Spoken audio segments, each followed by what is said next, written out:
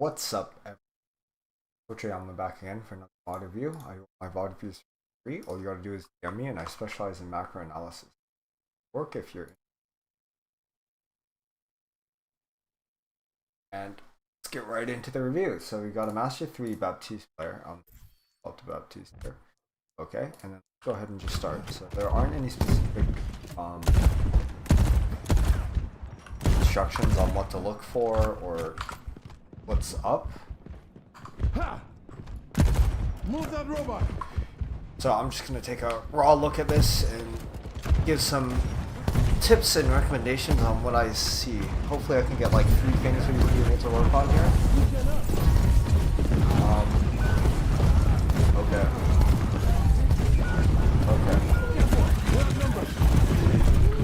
So the first thing I want to say is the positioning is a bit reckless, like a bit precarious.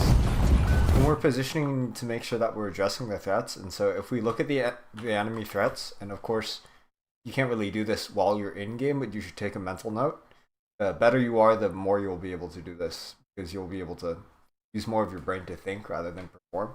So you have an Ash, you have a Cassidy, you have a Ram, and you kind of have a Mora, and it's kind of almost in that order. I would say actually Cassidy first, but Cassidy and Ash are a bit even, but more so watch out for the Ash, because the Ash is probably going to be off-angling. The Cassidy is probably really easy because it's behind the Ram. The Ram you should always be spaced apart from, so actually that's like the first threat to you. And then the Cassidy.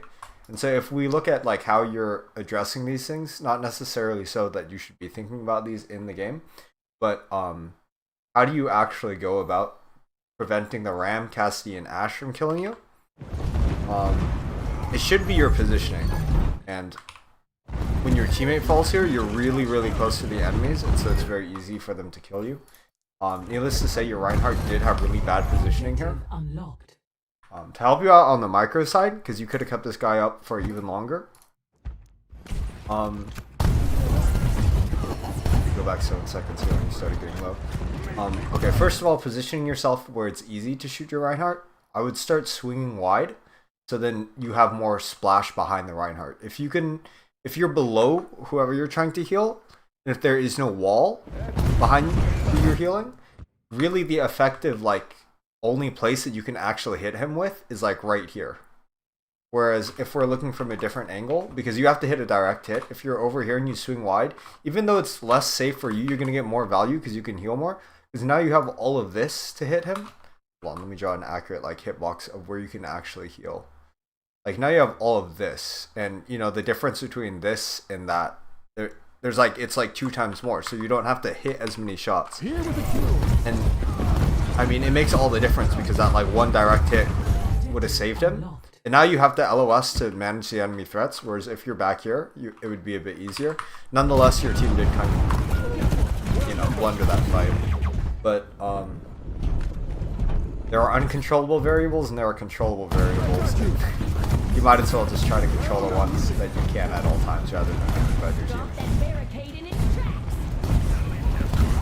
One thing I am noticing is a lot of jumping. So at least it's not charge jumping.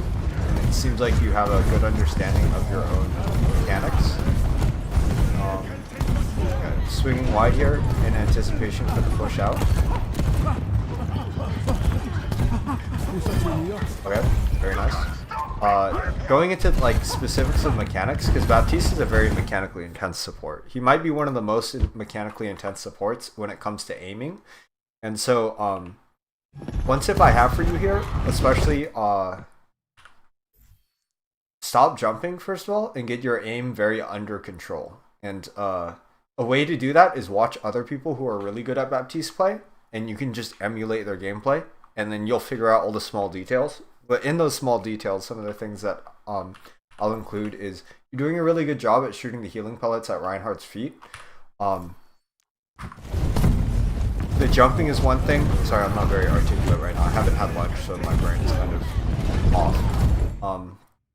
But I noticed you're kind of LOSing the enemy threats, and it's not calculated. Because if it was calculated, I feel like you would have a greater urgency to dodge the dynamite and get out of LOS, which you kind of did, but it's not as clean as I would want it to be. And that's not like a very hard thing to do. It's more like just a mindful, like once you know it, you just do it. So it's not a very skill issue thing. You just, the only skill is recognizing when the threats are near you, and then it'll become much easier. But also, into this fight here, I'd love to see you doing damage rather than only healing.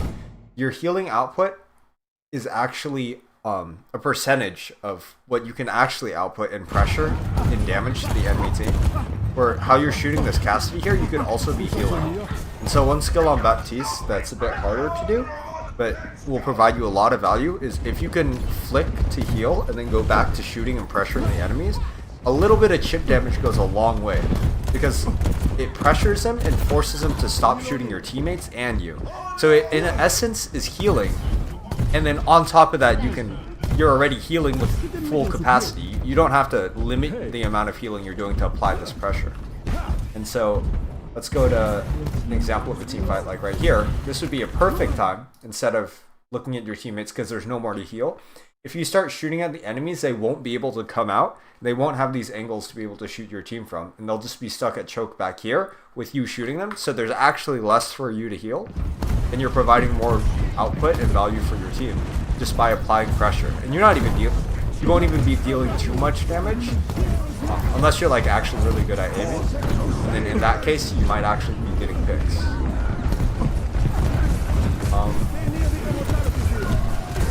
Okay. Let me look at, I'm trying to like think, put myself in your shoes. Okay, I think that was just a movement difficulty there. Can you see the Cassidy near you? Okay.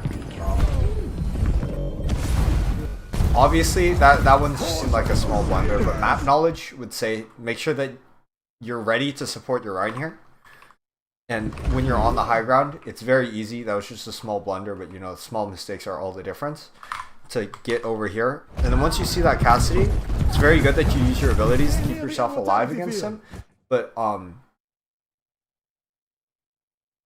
there's a ton of small things that are adding up. So let me give you like, it's very hard to explain all the small things without like going too in depth.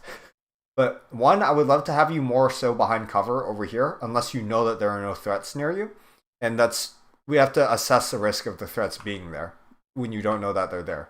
Because in your head, optimally, you're supposed to know where everyone is at every single second, or at least understand that you don't know where they are, and they can't be here, here, or here, but they can be certain places.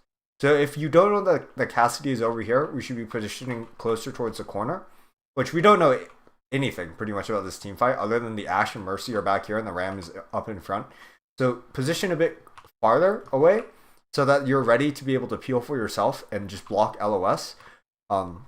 Number two is only use one of your abilities at a time to deal with the enemies, or else this one Cassidy's presence, just him existing, provided a lot of value for his team, because you had to use both your abilities for yourself. And then the last thing I want to mention here is disregarding the small movement mistake. Especially after first fight, it's very important to be able to gauge if using your ultimate is worth it or not. And right here, it would have been a really good use of your ultimate on high ground or on low ground. I would have used it on low ground, because then you can save your Reinhardt, unless you think you can hard carry and pressure all of the enemies out to the point where they don't kill your Reinhardt, or you can trade your Reinhardt's death for kills. The skills that I want to be able to, because you know, I can obviously nitpick every tiny thing, but it's a case by case analysis. And the things that I want to say to help you prevent this in the future and in other situations where it's not just at this one chokehold in this exact situation is, one, play the corners. Two is address the threats in the flanks. So we know that the Cassidy can be up close because we don't know where he is. And this is one of the flanks that they can take. Also, the high ground flank is another one that they can take. And more so be ready for it, and not just like constantly fret with anxiety that they're going to be at every flank every second. Just be ready. Okay, if they're up here, easy, I drop down, which is perfect. You did that earlier because they were up there, so you drop down. And then you just have in your repertoire every single place you're playing your plan to prevent them from getting a ton of value. So here, if it's necessary for you to push up, for example, if your Reinhardt was over here and you needed to push over out of this chokehold, then I would say, okay, it's fine for your positioning to use your cooldown for yourself.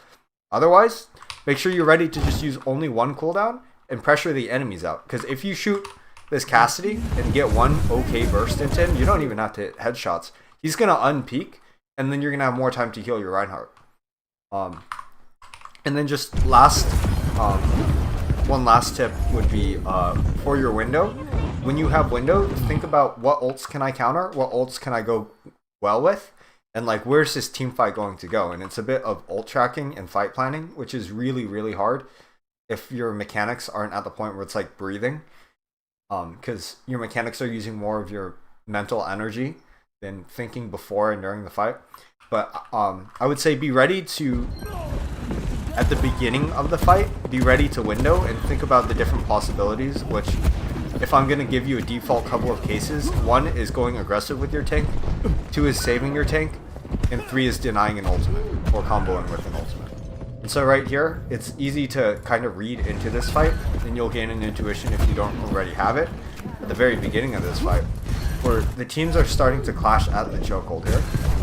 Go back to the beginning of the fight.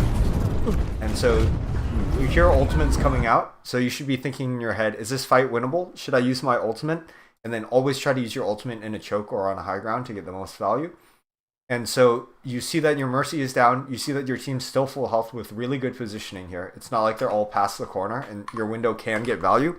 So I would just immediately fill this window out right here and play behind the wall and use one ability to defend against this Cassidy if he does hit a headshot or 2 body shots, and be able to keep your Rhine up with your other ability, which would be Lamp.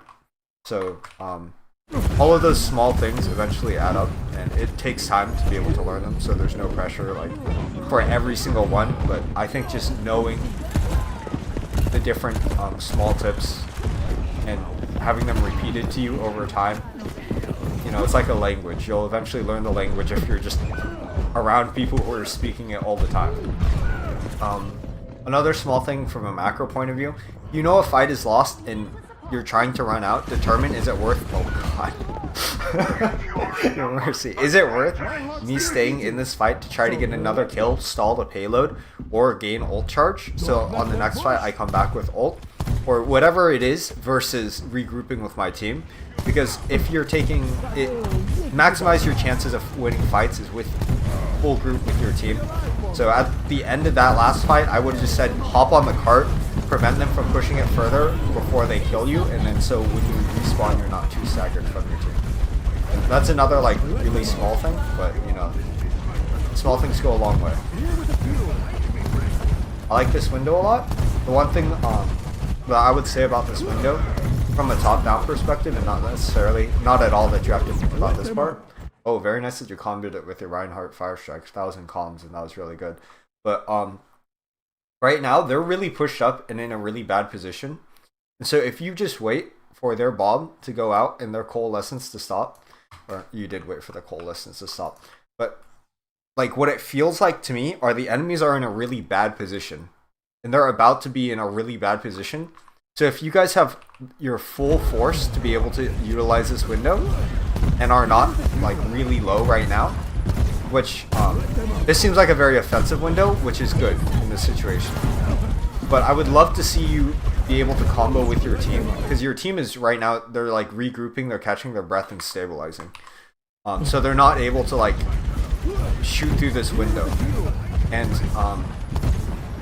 it's kind of an art to be able to have implied body language with your team.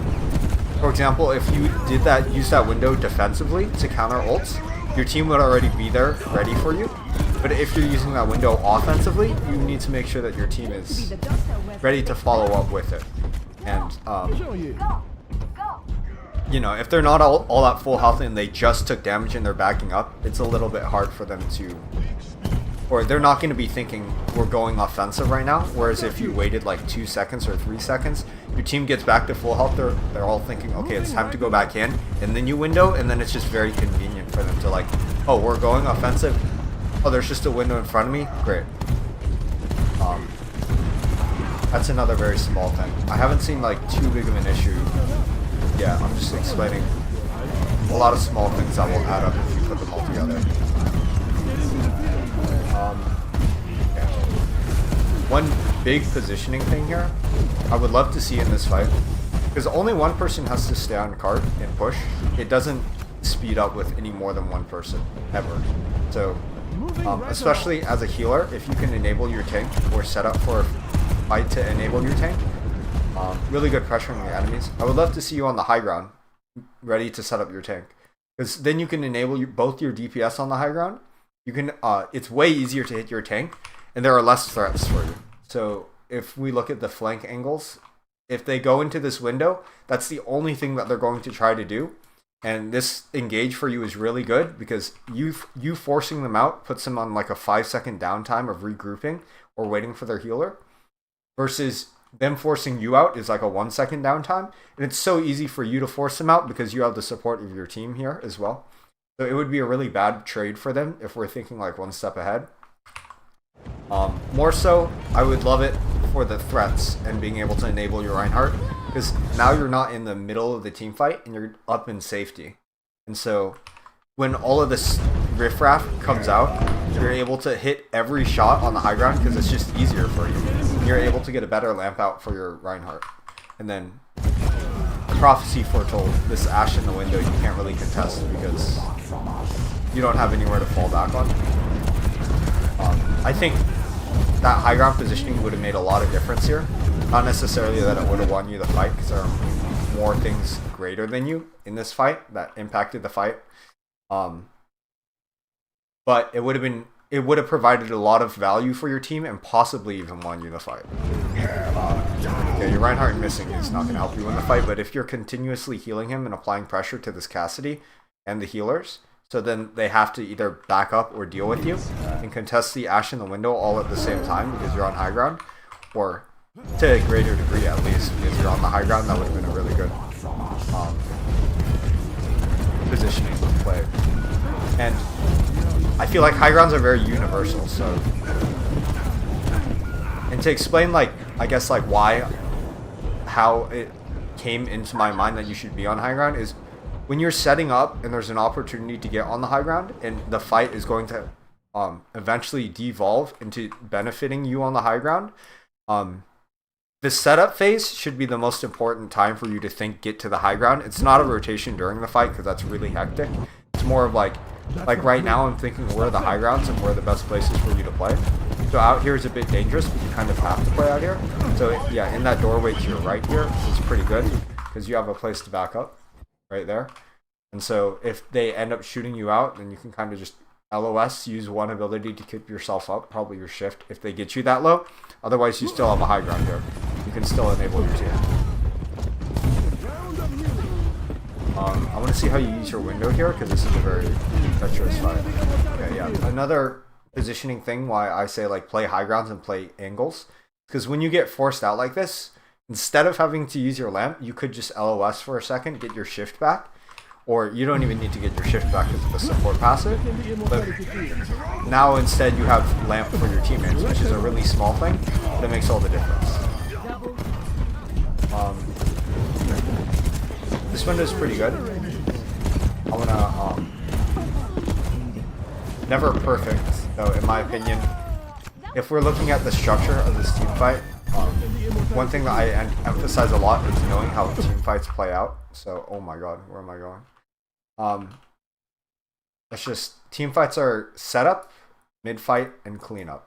So in the setup, you haven't made contact with the enemies, or you've barely made contact with the enemies, and everyone nearly has full resources. Mid-fight, everyone's trading pretty much evenly around their resources, or one team might have an advantage. Cleanup, the advantage is clear that one team is going to win the fight. And so in this fight, one thing that really says to me that you're in cleanup, or towards the end of mid-fight here, going into cleanup, is when a pick comes out. So it's very important to have in your audio settings, like one small thing that'll help you out, sound, general, play sound when enemy eliminated and teammate eliminated. Because if you're in this fight here, you can understand that we're towards the end of the mid fight. So does this window help you win this fight? And let's take a look from the top down perspective, where you do kill the Cassidy. Or you do attribute to killing Cassidy and their tank. The question is, would you have gotten these kills and won this fight if you hadn't windowed? I think the answer is yes. And so, is this window a waste? Not necessarily a waste because you won the team fight with it, but is it the most efficient, like min-maxing the window? Definitely not. And I think a grandmaster player would not have windowed there and just let the tide of the fight carry the fight to the win. And you know, there's this saying, like, don't swim against the tide or don't swim against the water. You know, if you're winning the team fight already, just let it play out and don't use your ult and invest in that team fight even like more resources than you have to, because then the enemies are probably going to capitalize on the fact that you don't have it the next round or even later on in that team fight.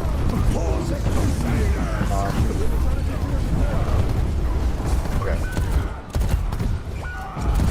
I think I'm seeing some good things here, and then I think you have a really good idea of healing your Reinhardt. But one thing I would like to say is prioritize your own living and your own positioning. Or your positioning is a indirect indicator of your living. Because if you go into this team fight here, if this Ramatra started shooting you, then you would die and your Reinhardt would die after you because there's no one to heal him. So it's like rule number 1 of lifeguarding is you don't put yourself in danger because then 2 people are going to be drowning instead of 1 person. So they're, you know, if everyone puts themselves in danger to save the person drowning, then there will be no more people to save. You know, everyone would just be drowning at the end of the day. So don't go inside the Ramatra ult and instead keep your distance. This is the one time I would say that spamming your exo boots and jumping up and down would be okay. Because the Cassidy gets forced out, you know that the Ashe is in main far back because you just saw her drop. And so all you need to do is stay alive away from the Ramatra here because he's the only threat. So if you just maintain your distance and start jumping up and down, if the Ramatra looks at you, then you have the ability to run. You have corners all the way over here, but you're pretty much just like far enough that your abilities will trade really nicely against this guy's attention to keep you alive. But by pushing up all the way into here, you put yourself at this like really, really big risk where you can still heal your Reinhardt pretty effectively. And then also another quote that I have is don't do dumb things with dumb people. Or don't do dumb things because your teammates are doing dumb things. So the argument that your Reinhardt is going in and he's being dumb and LOSing you, you need to go in and save him. In the long run, that's not going to work. And doing dumb things with your dumb teammates eventually will result in more harm than help. Okay, here's another example of, like, to me, I'm thinking, like, which part of the team fight are we in? Which I already smell that it's in cleanup because everyone's dead and you're not going to win this team fight. So the question is, are you going to get out here and regroup with your team? Or should you go in and die with the enemies? It looks like you do get out.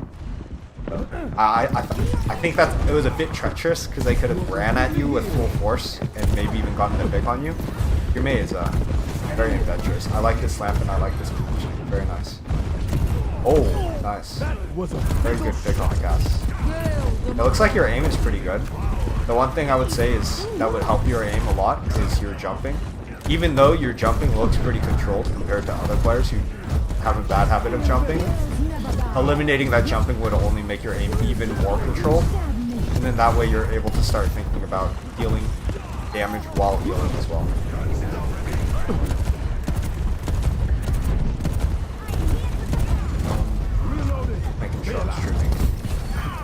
I never want to see the day that I start a VOD of you, realize I'm not streaming 20 minutes in. This is pretty good. I like your positioning. You know that there are no threats other than the Pharah, and you have both abilities, and your team is pushing forward, so even if you lose a duel against the Pharah, you have your abilities to keep yourself alive, and that Pharah will be super overextended. Going into this fight, what I'm thinking is, where's this team fight going to devolve to, and how can you use your window? So, that was a bit early, Lamp. I think you had a really good idea, but okay, this would be a really nice place to window for you because it's on the high ground, defensively and offensively for your team. Very nice. One thing I think you caught on to it too right now is put the window closer to the edge so then you can walk over the edge, or you can look over the edge. Very nice, very nice.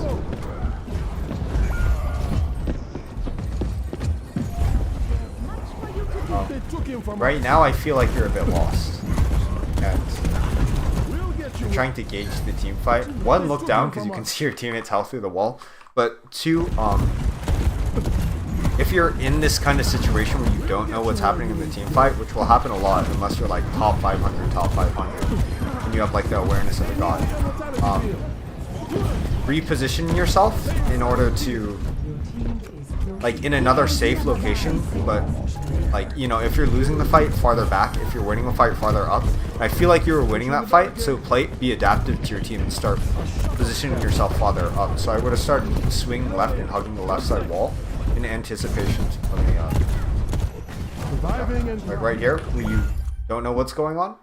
I would start swinging left and hugging the left side wall, because there are very few people alive right now, and this is a very winnable fight. So if you start positioning for the next team fight, which would be over here, on this left side wall here, and even contesting the bot, because you can also kite back up here, or even just walk across and exo boots back up, instead of playing this static high ground and just being like very abrasive to the what's happening in the game, and being like, high ground, I need to stay on the high ground. You know, the reasons why we stay on the high ground is to provide value for the team and limit the threats, but if there are no threats and you're not providing value to your team, it's okay to drop off the high ground and start going towards the next pushing the barricade. place to play that will provide you with value and limit your threats. Reloading. 1 second.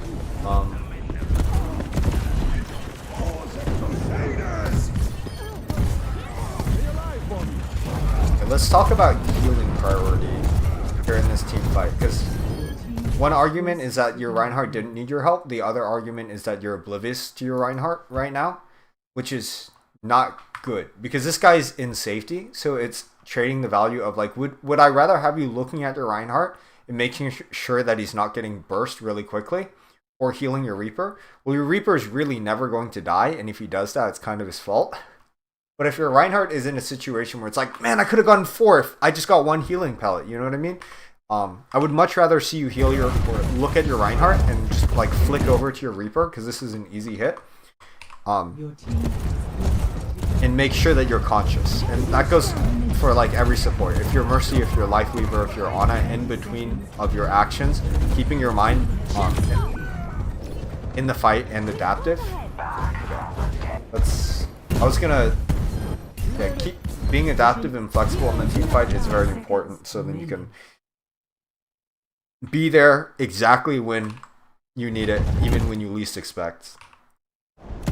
Let's talk about critical levels. If you ever go down to 63 HP in top 500, 8 out of 10 times you just instantly die.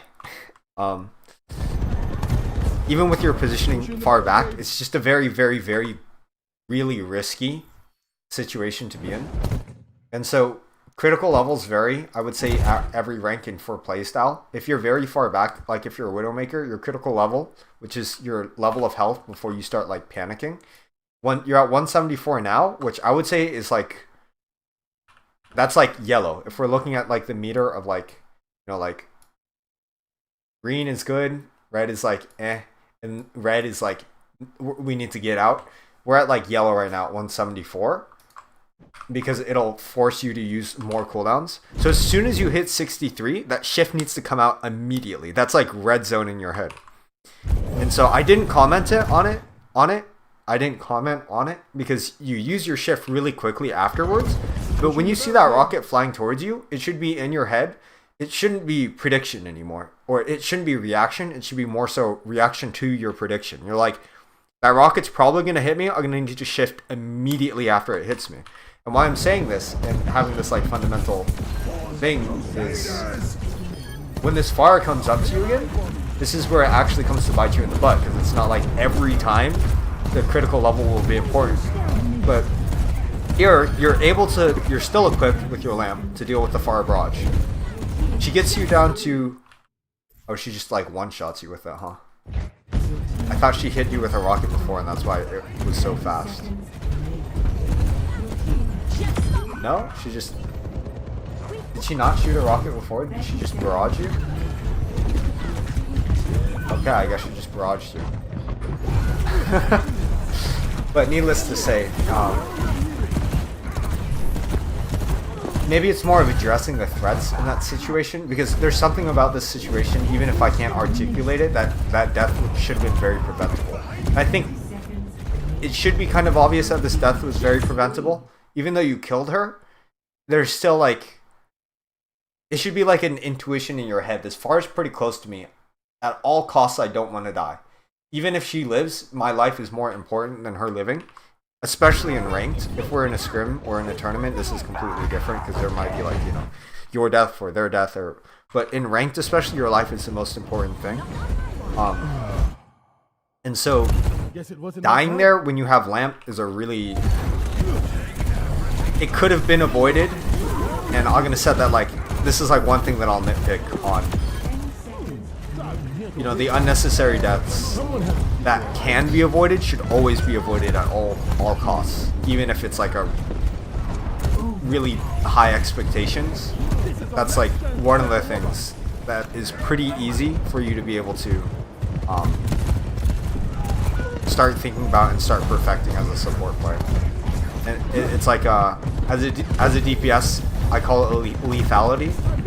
How lethal you are to the enemies, and as a support player, it's like your tenacity. How well can you keep yourself alive? How ML7 resilient can you be to the enemy team's advances to try to kill you?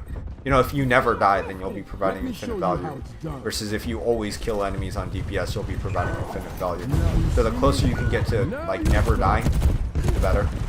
Although, you know, sometimes it's just inevitable. I think you just panic shift there, but very nice skill. Punishing your positioning. Your positioning here is all good. Oh my god. Slay. Yeah, movement. I think that was just a small movement here. Remember that critical level, 50 health then. I would love to see you using your shift earlier, even though, you know, it's like, oh my god, slay. And then your positioning against the Ramacha. I feel like this is a, when you, the only reason why I wouldn't say this is good positioning is because you don't have one cooldown to be able to, you know, deal with this guy. If you had your shift or your lamp, I would say this is great, because you're up too, and you're ready to punish the enemies for positioning so far ahead, but you're not able to keep yourself up, and that's like the #1 role. You know, your life is worth more than anything, right? So, I've seen situations like this where you kill like 4. I call it takes 5. When you're in a game like CSGO or Valorant, you need to kill all 5 because your teammates aren't good. It's in this exact situation where you think, I killed 4, we should never lose. Even if I die, it's fine, so I'm going to position aggressively. You die, and then your team all dies to one person, and then it's just not worth it at the end of the day, because you could have just positioned a little farther back and kept your team alive. But I feel like there are a lot of good things and a lot of things to improve on here. From what I saw in this replay. So let me give you like 3 things to work on. 3 things to improve on and how to improve on this at the very end of this. Wait, ended? Very nice. So number 1 is going to be the positioning. I think your positioning isn't necessarily bad, but there's a lot of improvements that we can make. So high grounds, and then threats. So it's kind of going into properly addressing threats when you're positioning, because, you know, cooldowns, positioning, and health are what determines who dies when. If you have no cooldowns but perfect positioning and full health, you're never going to die. If you have terrible positioning but both cooldowns and all health, you're probably going to die each time. If you have perfect positioning and all your cooldowns, but you're like 1 health at every single moment, you're always going to die. So balancing those 3, your positioning on the high ground will address the threats. You'll be able to use your cooldowns for yourself, but more so your teammates to enable them. And then you'll also be able to provide value from shooting. And so positioning for adaptively on the high grounds and ready to go forwards and go backwards, addressing threats and addressing how much you can get value. I feel like there's a lot of push and pull, and it's more of an art and a very case-by-case determination of where you should be positioning. But hopefully, like, some of the rambling that I've done in those team fights gives you a better idea of when to go where and what. For your window, I feel like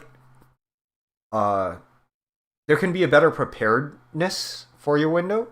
One thing I'm gonna say is when you have your window, or when you're getting like when you're 70%, just start thinking, how can I use this window to maximize its effects, get the most value, the most utility for my team out of it. So when you're close to your queue, because I noticed your windows are pretty good. You use them pretty well. You get a lot of value with them, but you can get even more value with a little like planning. So look at the team fight, especially because I feel like there weren't too many ults to combo with, and you were using it in the right positions, just not at the right timing and not with the right like attitude. I guess I'm gonna say more of like a intuition thing that I'm seeing of the fight. You're in pre-fight, like for example that one fight when you're on high ground, you're in pre-fight. Your team is about to go in and trade ultimates for the second fight. Everyone has ultimates. You're just not there ready to window at the exact moment that you need to be. So if you were just thinking, when should I window and how should I window, there's no ultimates combo with. So it's either offensively or defensively. And where can I window, on the choke or in the high ground? For what situation, saving my tank or punishing the enemies? And then also you had another fight where you were on the high ground where you could have windowed just a little bit sooner and done the exact same thing. And that timing difference could have saved an entire teammate, and that's a lot of value. And then number 3, I think for the mechanics, what I want to see is no jumping. No jumping. That's it, extreme. That's like a infinitive. No jumping, but less jumping. I'm just going to say no jumping because it's hyperbolistic and you'll remember it. Just stop jumping, and your aim and healing will improve dramatically. And it's not about hitting more shots or hitting more heals, necessarily so. It's about freeing up your mental energy to be able to think about other things. Because there's a lot of times where you could be healing and dealing damage and taking high ground to do those two things, to apply like 2 times more pressure to the enemies and provide 2 times more value for your team. But I notice that a lot of your mental energy is going towards like the jumping, going towards strafing, staying alive, healing your teammates, rather than, if I'm healing my teammates and pressuring these enemies and taking the high ground, then I'll provide more value and I need to address this threat over here. It's more so like, Reinhardt, heal the Reinhardt. Shoot the Ashe. Shoot the Ashe. So the next level of thinking is, addressing threats above, or thinking above aiming, thinking above your mechanics. And the jumping is just one random thing that won't help you at all. It'll only deter you from getting to that point. So no jumping, and then also mix healing with damage. Mix healing and damage. That's a terrible A. Mix healing and damage. Then you'll provide more pressure for the enemies. And like I was saying throughout the VOD review, providing pressure and cutting off one DPS's angle on the enemy team is equivalent to healing and saving one person on your team. So there's an entire like world of like, let's say you're right here, like you're providing this much value for your team based off of just healing in the team fight or just shooting in the team fight. You can unlock that other entire world by doing both at the exact same time. Not the exact same time, but you know what I mean. But juggling and micromanaging both. Let's say you're healing your Reinhardt, he's critical, but then you notice Cassidy come out of this stupid angle where he has nowhere to come out, nowhere to hide behind without like taking 10 seconds of downtime to get healed or go to health pack. You shoot him once, and that could be the thing that saves your Reinhardt over here from your healing, because there's no one else shooting your Reinhardt other than the Ram, and you can out heal that.